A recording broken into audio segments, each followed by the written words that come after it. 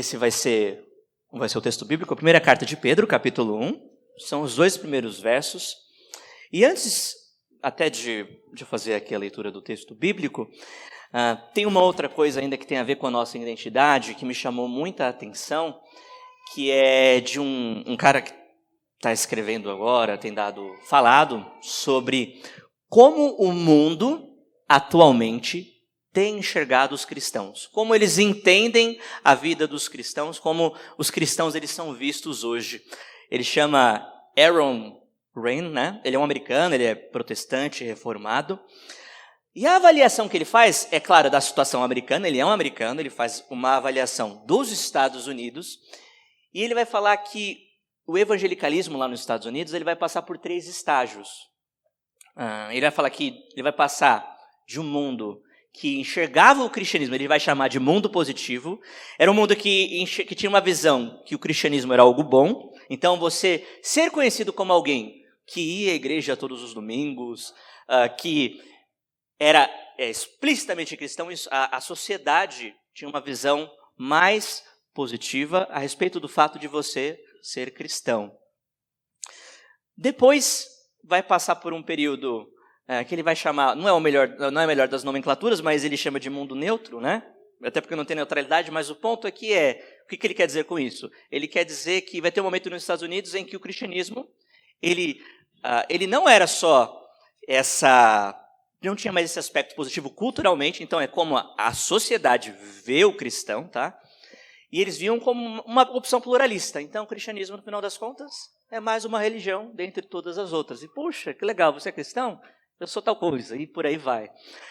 E o mais interessante é que ele vai falar aqui de 2014 para cá, e ele coloca a data específica, por conta da avaliação dele, de uma decisão que teve lá na Corte dos Estados Unidos, com relação a casamento, em que a sociedade agora nos Estados Unidos, ele chama agora de um mundo negativo, é uma sociedade que não enxerga e não vê o cristão como alguém, vamos dizer assim, não é bom ser cristão.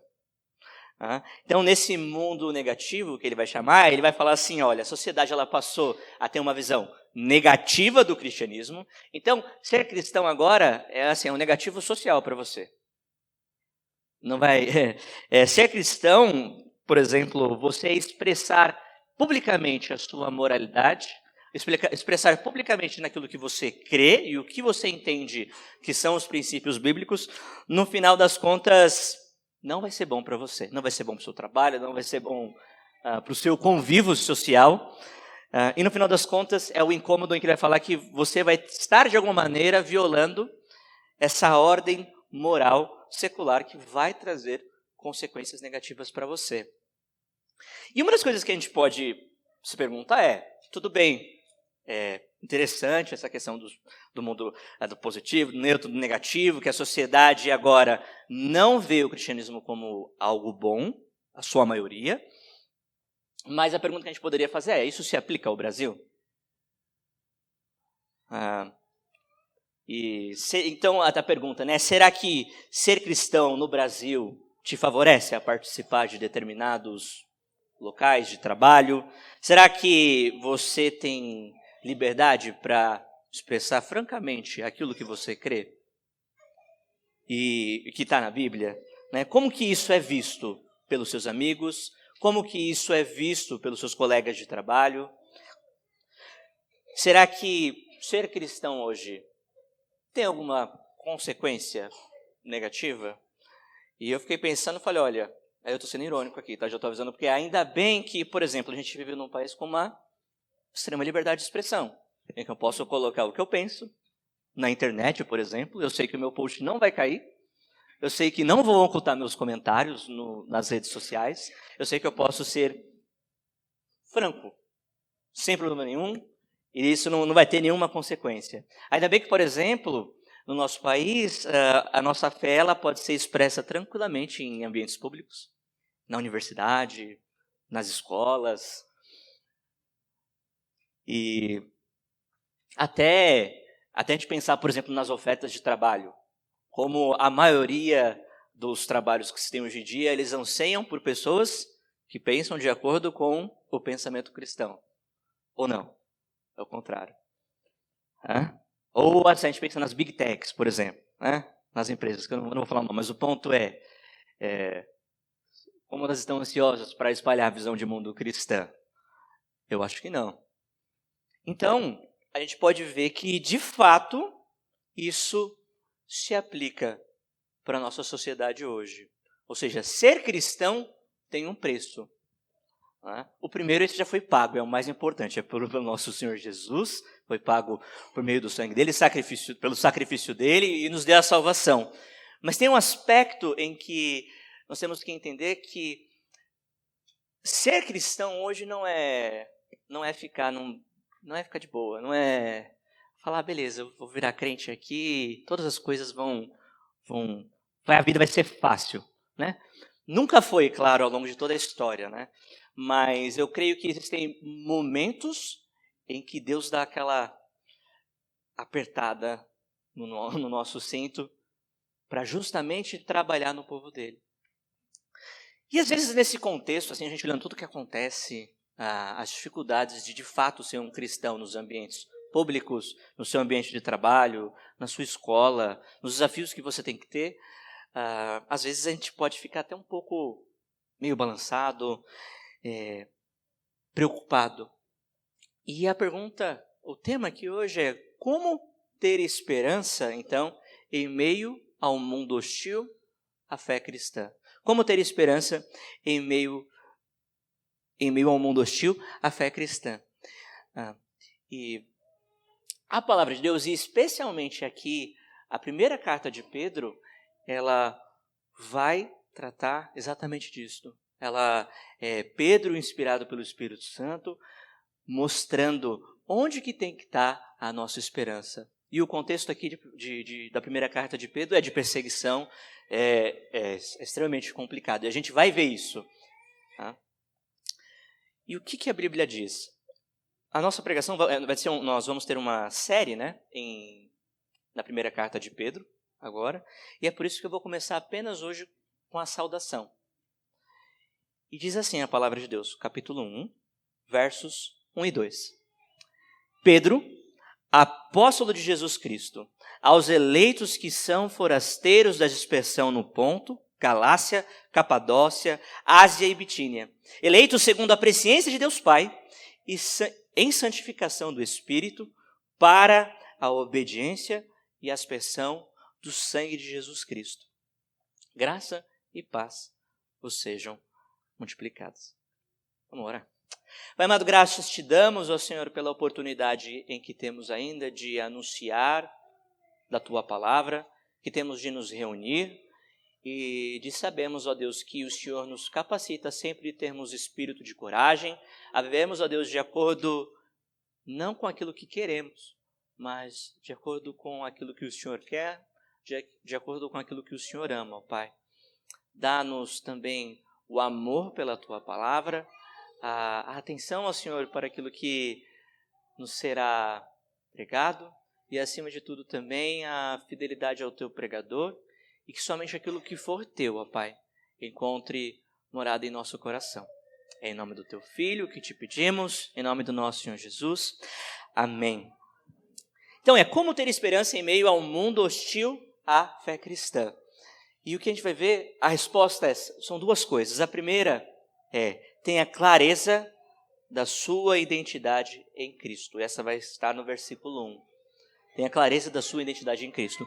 E a segunda coisa tenha clareza que a sua identidade foi escolhida por Deus. É o Deus trinitário, é a Trindade. Então, como o texto bíblico nós lemos aqui, e para a gente perceber, vamos dizer assim, tudo aquilo que a palavra de Deus está trazendo aqui, uma das coisas que a gente tem que lembrar é o contexto em que ela foi escrita. Pedro, ele escreve aqui de Roma, é o que ele chama de Babilônia, no final do capítulo 5 da carta, e ele vai mostrar, tem algumas situações que são citadas na carta, que são importantes nós termos em mente.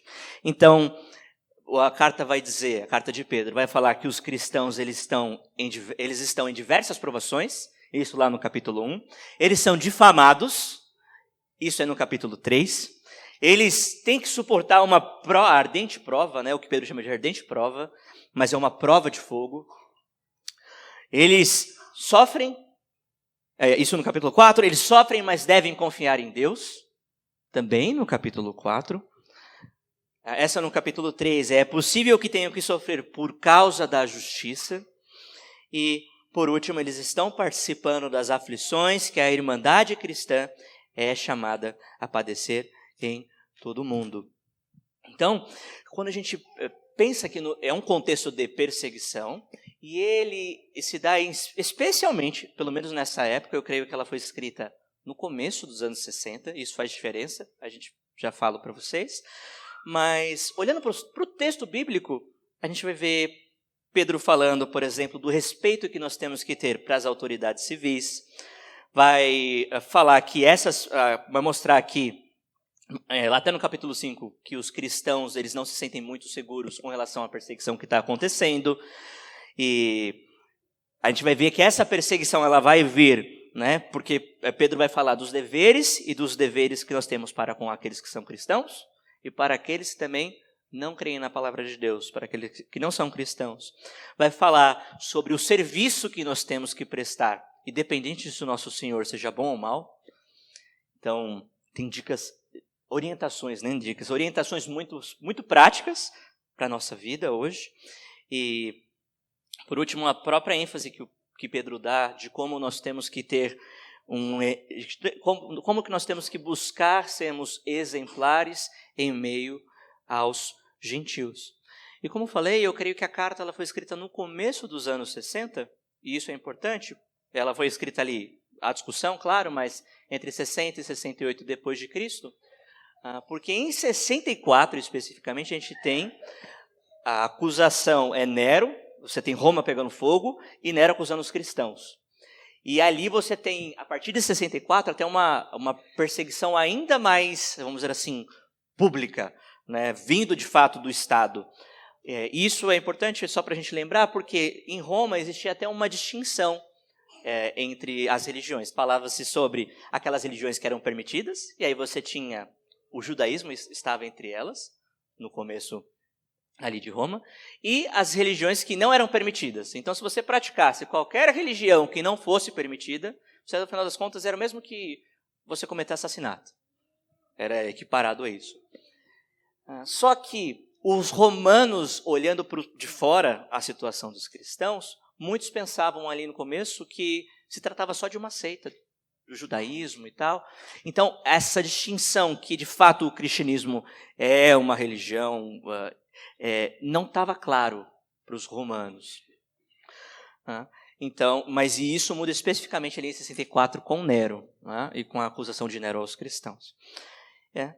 E ela é importante, como eu falei, eu creio que ela é escrita no começo dos anos 60, justamente porque nós vemos a perseguição vindo especialmente, em particularidade assim, de pessoas e de algumas autoridades específicas de cada região. É claro que, de alguma maneira, no final das contas, Deus estava preparando para tudo que viria pela frente. Então, a primeira coisa que a gente tem que ter, como eu falei, é essa clareza da nossa identidade em Cristo. E quando a gente olha o começo da carta, toda carta, para essa época, ela vão ter três coisas. Vai ter a saudação, vai ter, logo no começo, além nessa saudação, né, a identificação de quem escreve, para quem está escrevendo, e geralmente alguma ação de graças. E aqui nós vemos logo no comecinho que quem escreve essa carta é Pedro. E Pedro está utilizando o nome dele, aquele nome que, no final das contas, foi o próprio Senhor Jesus que deu para ele. E eu vi essa semana até um pastor falando sobre Pedro, achei interessante. Ele disse que quando você pensa em Pedro, pensa assim nos evangelhos, sobre Pedro agindo nos evangelhos, em Atos, a gente viu a pregação que ele fez, foi lida aqui durante um pouco antes do batismo. Tem os momentos de Pedro, geralmente é meio paradoxal, em que ele tem momentos de clareza que você vira e fala, uau, Pedro, nossa! Por exemplo, quando Pedro vira para Jesus e fala, Senhor, tu és o Messias, tu és Cristo, Filho do Deus vivo, reconhecendo claramente que Jesus era o Cristo.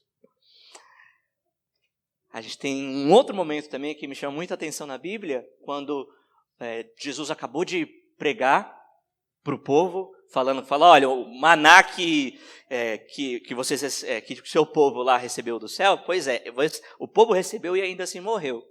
E Jesus vira e fala assim, o pão que eu estou oferecendo para vocês, esse sim é o pão da vida, e sou eu. E aí o pessoal vai embora, não gosta da mensagem que Jesus está dando, ficam só os discípulos, e aí Jesus vira para eles e fala, e aí, vocês querem ir embora também? E aí quem responde? Pedro. E Pedro fala, Senhor, para quem iremos? Apenas tu tens as palavras da vida. Então é a clareza que é claro que Deus dá para Pedro em situações como esta. E Pedro também tem aqueles momentos relatados nos evangelhos em que a gente vira e fala, uau, Pedro. Ou seja, logo depois a gente lembrar, quando depois de ter professado que Jesus era o Cristo, quando um pouco depois Jesus virou e falou, olha, eu tenho que padecer, ressuscitar, e aí Pedro fala, Senhor, isso não faz isso, Senhor. Aí Jesus vira e fala, arreda Satanás, para Pedro. Ou, por exemplo, até quando Jesus vai ser preso, então mesmo depois de Jesus ter pregado várias vezes, ter anunciado o que aconteceria e ter falado várias vezes a respeito dele, na hora de ser preso, quando Jesus foi traído, veio o guarda, o que Pedro faz? Tira a espada e já corta a orelha do guarda. Pois é, então esse é Pedro. Pedro também, logo depois, negou Jesus 3 vezes. E aí Jesus tinha falado, isso vai acontecer. Ele falou, não, Senhor, jamais. Bom, então a gente tem esses momentos na vida de Pedro, mas ao mesmo tempo nós vemos como Deus ele age na vida de Pedro, a ponto de, no final das contas, ser uma das pessoas que tem até uma certa proeminência no começo da igreja. E Pedro ele se identifica aqui como apóstolo. Ele é apóstolo de Jesus Cristo. E aqui vale só a lembrança, né? Que quando a gente fala a respeito de apóstolo, o apóstolo é para aquelas épocas, não para os dias de hoje. Até porque para ser apóstolo era necessário você ter sido uma testemunha ocular de Jesus e caminhado com ele. Então, até lembrando, por exemplo, quando o apóstolo Paulo, Jesus apareceu para ele, quando ele fala a respeito sobre o apostolado dele, o próprio apóstolo Paulo fala assim, olha, não vi eu Jesus Cristo? Lá na primeira carta aos Coríntios, no capítulo 9, no verso 1. Então, incrivelmente, é claro, isso é Deus quem dá, Pedro ele tinha uma clareza da identidade dele em Cristo Jesus. Ele utiliza o novo nome dele, que Jesus deu. Ele, aqui, claro, fala que ele é apóstolo para mostrar a autoridade com a qual ele fala. E Pedro ele escreve também para as pessoas aqui na diáspora, né? São da dispersão, como está no texto, né? E quando a gente pensa em dispersão, é uma palavra específica usada para se referir aos judeus que estavam dispersos por todos os países fora ali dos limites da Palestina. Mas o que Pedro está fazendo é aplicando isso, que era um termo restrito aos judeus, para todos, para os gentios. Né? Então, e eu creio aqui, existe até a discussão que tem gente que acha que a carta era só para judeus, mas eu creio que é escrita para os gentios.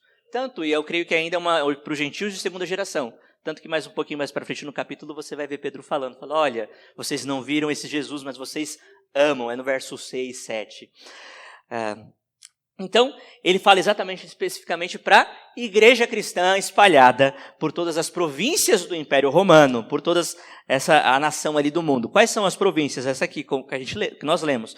No Ponto, Galácia, Capadócia, Ásia e Bitínia. É onde é ali a Turquia moderna hoje. Então, este povo é o que constitui o povo cujo rei, ele é Deus, e cuja pátria é a eternidade. Nós somos estrangeiros. Até o termo que Pedro usa para falar a respeito desses cristãos do primeiro século, ele se refere a eles como forasteiros. E quando a gente pensa sobre uma outra possibilidade, né? Podia usar forasteiro, pode usar exilado, é uma palavra que cabe bem aqui. Mas quando nós pensamos sobre ser forasteiro, sobre esse exílio, o exílio também ele é ele é um tema importante nas Escrituras. Nós tivemos recentemente o pastor pregando em Daniel. Então é Daniel exilado na Babilônia, o povo exilado ali. Então quando a gente pensa especificamente sobre o exílio no Antigo Testamento, a gente tem que lembrar que está falando de um povo que foi expulso da Terra Prometida e de um povo que tem que ficar sobre os reis pagãos e que, obviamente, não desejavam viver segundo a palavra de Deus. Então, como eu falei, Daniel na Babilônia, a gente pode lembrar do povo também dos assírios dominando o povo. E do Antigo Testamento para o Novo, quando a gente pensa assim, nos evangelhos e para o comecinho dessa era do Novo Testamento, uma das coisas que a gente tem que se perguntar e que provavelmente aqueles judeus do primeiro século se perguntavam, é se o exílio tinha acabado. Onde estaria o rei que havia sido prometido, da linhagem de Davi, que sentaria no trono de Israel? E a gente vê que Jesus, ele é o nosso verdadeiro rei. Então, até a expectativa que a gente vê dos cristãos do primeiro século, de ter algum tipo de Messias político que viria, libertaria de Roma, e Jesus o tempo todo mostrando, fala, olha, meu reino não é desse mundo.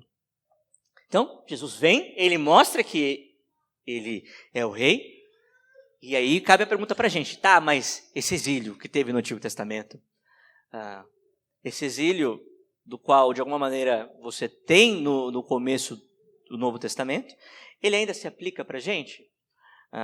Sim, simplesmente se a gente pensar o que nós esperamos? Pela consumação do reino de Deus, o retorno do nosso Senhor Jesus Cristo. É do momento em que a gente vai ajoelhar exatamente para Ele, de que toda língua vai adorar, de que toda nação vai adorar o nosso Senhor. Então, como a gente pensa sobre o exílio aqui, a gente tem que pensar no exílio como uma designação do verdadeiro povo de Deus que vive em meio a uma terra estranha. Está falando da gente.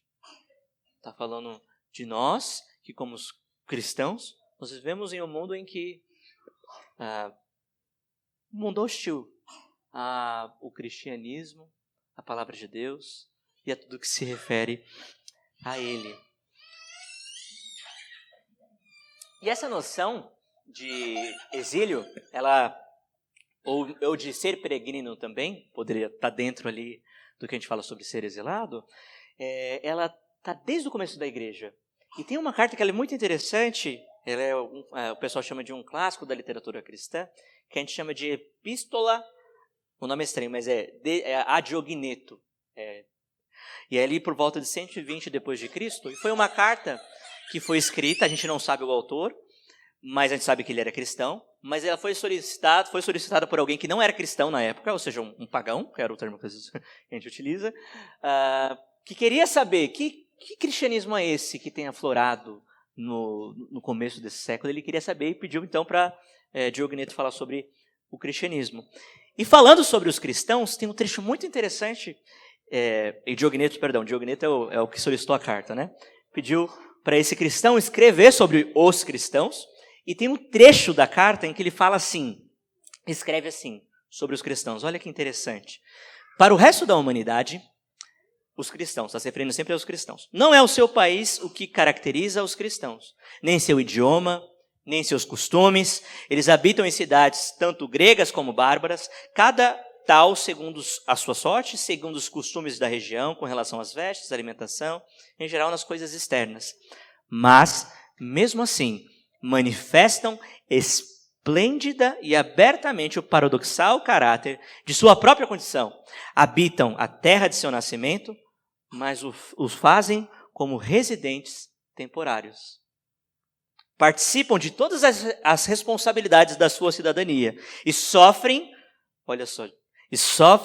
todas as desvantagens do estrangeiro. Toda terra estrangeira é sua terra nativa, e toda terra nativa é para eles uma terra estrangeira. E aí ele termina. Passam seus dias sobre a terra, mas a sua cidadania está nos céus. Então é exatamente isso. Quando a gente pensa a respeito do que é viver essa vida cristã, é aquilo que o pastor Vadislau sempre fala, né? É viver com os pés na terra e cabeça nos céus. Isso não é fácil. E Pedro, ele escreve então para então eles estão pessoas que estão na diáspora e para os eleitos, para os escolhidos. Pedro está falando que essas pessoas são, uma outra tradução para eleitos seria escolhido, são escolhidos por Deus. Então aqui não tem como a gente não lembrar, por exemplo, da doutrina da graça, da eleição incondicional, de lembrar do texto de Romanos 9, quando Deus vira e fala assim, olha, eu amei a Jacó e aborreci a Esaú. E quando a gente fala sobre eleição, ou seja, Deus nos escolheu antes mesmo que eu fosse para eu escolher Deus já tinha me escolhido. Deus, se você até fizer uma retrospectiva da sua vida, eu sei que cada um veio aqui a Cristo em um momento diferente, e Deus ele vai agir, operar de maneira diferente em cada aspecto da nossa vida. Se você pensar, que mesmo você que às vezes possa ter vindo mais tarde a Cristo, né, Deus ele estava operando em todo momento na sua vida. Ele já tinha escolhido antes mesmo de você pensar em escolhê-lo. E aí é só a lembrança, né? Tudo bem, Deus escolheu a gente, mas não tem nada de especial em nós. É só lembrar, por exemplo, e eu acho muito interessante esse texto bíblico, que é o de Deuteronômio, lá no capítulo 7, nos versos 7 e 8, quando Deus fala do porquê que ele está escolhendo Israel. Aí ele coloca assim, Deus escolheu porque não escolheu vocês porque fosseis mais numerosos do que qualquer povo. Aí ele fala, pelo contrário, no final de contas é pelo contrário. Pois ereis o menor de todos os povos, mas porque, ou seja, Israel era o menor de todos os povos, mas porque o Senhor vos amava. E para guardar o juramento que fizera a vossos pais. O Senhor vos tirou com mão poderosa do Egito, tirou com mão poderosa e vos resgatou da casa da servidão, do poder de Faraó e do rei do Egito. Então, isso é a eleição. Deus, pelo seu amor incondicional, mesmo sem eu sequer merecer, Deus nos chama para fazer parte do povo dele. E de poder amá-lo, de fazer parte, de ter comunhão com ele. Então, essa é a primeira coisa. E isso está no primeiro verso, que nós temos que ter clareza a respeito da nossa identidade. Clareza de que nós somos eleitos em Cristo Jesus. Deus nos escolheu e por meio do seu amor. E a segunda coisa então, tem a clareza da sua identidade. E a segunda, como eu falei, tem a clareza que a sua identidade foi escolhida por Deus. E não é qualquer Deus. É o Deus trinitário que a gente está falando. A gente está falando Deus Pai, Filho e Espírito Santo. Então, mais uma vez, aqui no verso 2, a gente vê Pedro falando a respeito dos eleitos, mais uma vez, né? Eleitos, aí começa, segundo a presciência de Deus Pai, em santificação do Espírito, para obediência e aspersão do sangue de Jesus Cristo, e aí termina com graça e paz, vos sejam multiplicadas. Então, essa é a lembrança, esse texto que, quando a gente fala a respeito até de trindade, não é uma coisa inventada. Então, você vê Deus Pai, você vê Deus Filho, e você vê o Espírito Santo. Você vê essas três coisas. Você vê aquilo que a gente anuncia aqui todo domingo no Credo Apostólico. Então, a gente fala, a gente tem que lembrar, ou seja, é o Pai que escolhe, o Filho salva e o Espírito Santo, ele regenera. Então, nós somos escolhidos segundo a presciência. E quando nós pensamos a respeito de presciência, a lembrança que a gente tem que ter aqui é justamente do trabalho de Deus na nossa vida, mesmo antes de você sequer cogitar em ser cristão. Sequer cogitar em olhar e falar, Senhor, parece que Deus está me chamando, isso aqui que a pregação agora está fazendo sentido para mim, Deus está me chamando agora para fazer parte, ter comunhão com Ele, na igreja. E quando a gente fala sobre presciência, né, então envolve não apenas o aspecto de, tem que tomar cuidado aqui, não conhecer antecipadamente, porque no final das contas Deus é eterno, né, então é muito mais do que Deus olhando lá e Ele sabe o que vai acontecer com a sua vida, não, Deus tem todo o controle da nossa vida.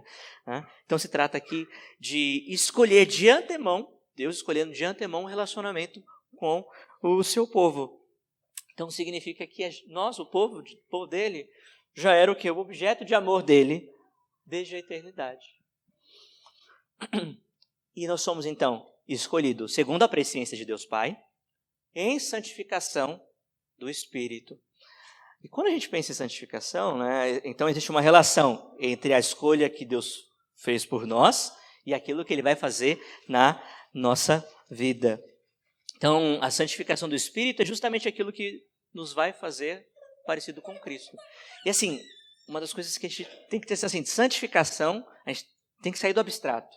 Não é fácil. É Deus burilando a sua vida. É você não querer, às vezes, fazer uma coisa e saber que é o que você tem que fazer. É Deus operando no seu coração, te dando uma percepção a respeito diferente total dos seus relacionamentos, do seu trabalho, de como você pensa. E assim, não é fácil. Não é. Mas é o modo... Eu lembro até o pastor Eber falou isso recentemente, né? Deus podia ter criado tudo pronto. Pode botar da gente tudo pronto e pronto, está perfeito. Mas não foi assim que Ele resolveu fazer. Deus resolveu ir te dando a santificar. Então é o que nós já somos santificados, mas ainda não há um processo do qual Deus está operando na gente, operando no nosso coração e aos poucos mostrando o que realmente importa. Né? Então é um processo pelo qual, santificação, a gente aprende a habitar na verdade de Deus, então a saber o que a palavra de Deus diz para diversas situações da minha vida, e aprendendo isso, a gente aprende a ter uma imagem correta desse mundo. A gente entende que, olha, mais uma vez, ser cristão, ele reconhecer inclusive que ser cristão aos olhos da sociedade hoje é algo negativo. Mas, e daí? E aprendendo a ler corretamente esse mundo, a gente consegue também agir em amor e expressar tudo aquilo que está no nosso coração. E para terminar nessa última parte, Deus nos chama para a obediência e a aspersão do sangue de Jesus Cristo. E para a gente ter a noção da profundidade do que Pedro está trazendo aqui, tem duas passagens do Antigo Testamento que são muito importantes, que ajudam a esclarecer essa imagem de aspersão do sangue de Jesus Cristo. São duas. A primeira delas é em Êxodo, no capítulo 24, dos versos 3 a 8. E a segunda é em Ezequiel, no capítulo 36, ali nos versos 24 a 28. E essa primeira de Êxodo, a gente vê assim, diz assim, especificamente nos versos 6 e 7. Êxodo 24, versos 6 e 7. Moisés tomou metade do sangue, ou seja, teve um sacrifício, e o pôs em bacias, e a outra metade aspergiu sobre o altar. E tomou o livro da aliança, e leu ao povo, e eles disseram: tudo o que falou o Senhor faremos, e obedeceremos.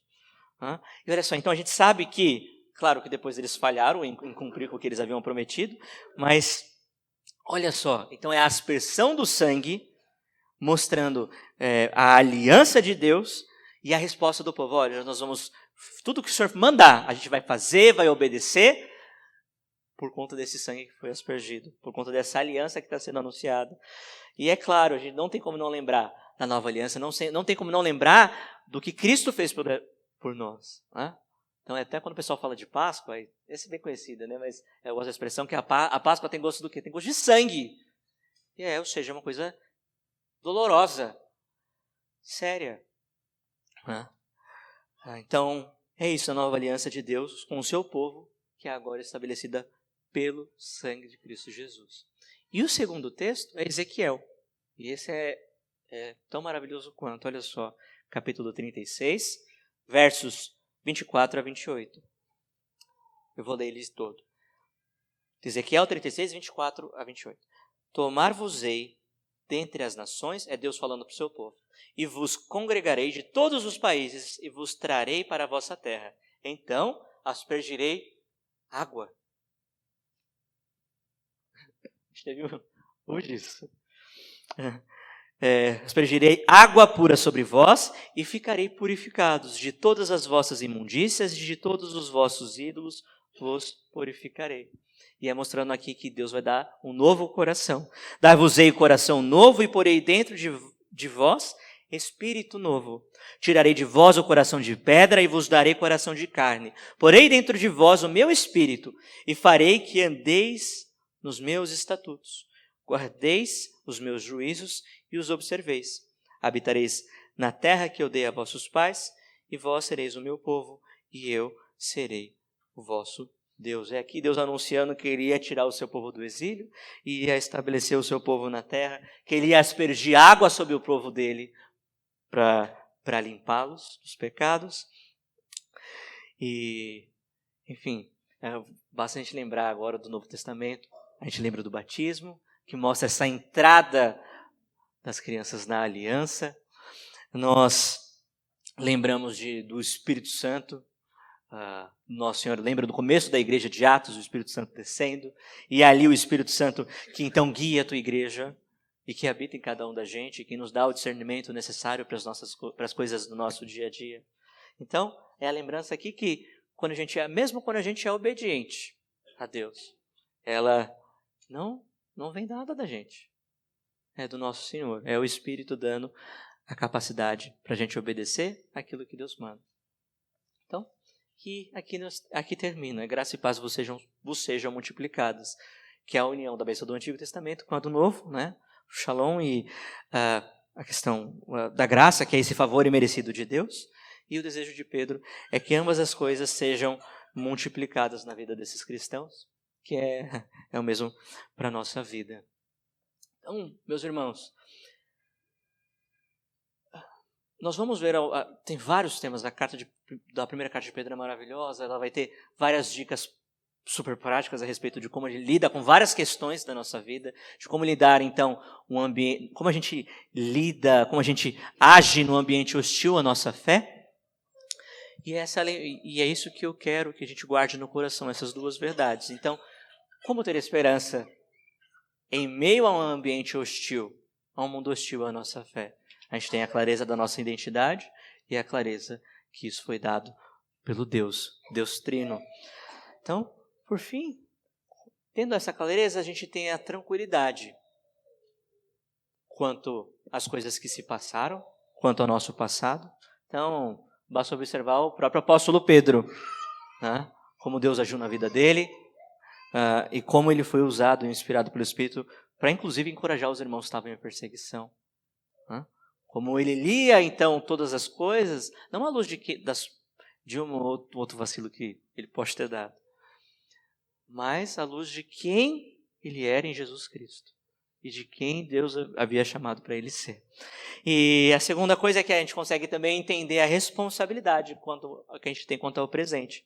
A gente entende que nós somos peregrinos nessa terra e que lembrar disso, que isso aqui é passageiro, mais uma vez, faz a gente colocar a nossa esperança no lugar certo. E aí, por último, é a segurança também quanto ao que vem pela frente. É a esperança clara de que o nosso Senhor Jesus Cristo ele vai virá, jogará com trono de ferro, e cetro de ferro, e todo o joelho vai se dobrar a ele. Então, esse tem que ser o nosso anseio. Então, quando a coisa apertar e a gente vai ficar... Se você é crente, uma hora você vai ficar desconfortável com alguma coisa na sua vida. Você pode ter certeza. E é Deus agindo em você. Quando a coisa ficar difícil, fala, quem eu sou em Cristo Jesus, e eu só sou porque Deus me chamou para viver nele segundo aquilo que Ele quer. Vamos orar? Pai amado, graças te damos mais uma vez, te agradecemos pela tua palavra aqui pregada, te agradecemos, ó Senhor, porque primeiro o Senhor nos capacita a vivermos de acordo com o teu evangelho, nos capacita a termos coragem para anunciar da tua palavra em meio a um ambiente hostil e também nos dá, ó Senhor, a clareza, distinção daquilo que realmente importa na nossa vida, que é um relacionamento verdadeiro contigo, e sabendo que se buscamos isso, ó Deus, e é isso que de fato vale a pena buscar, todas as outras coisas nos serão acrescentadas, ó Deus. Dá, ó Senhor, com que pratiquemos esta verdade no nosso dia a dia e com que anunciemos em alto e em bom som que somos filhos teus e só somos porque assim o Senhor nos fez. Que é em nome do teu Filho, em nome do nosso Senhor Jesus, que te pedimos e agradecemos. Amém.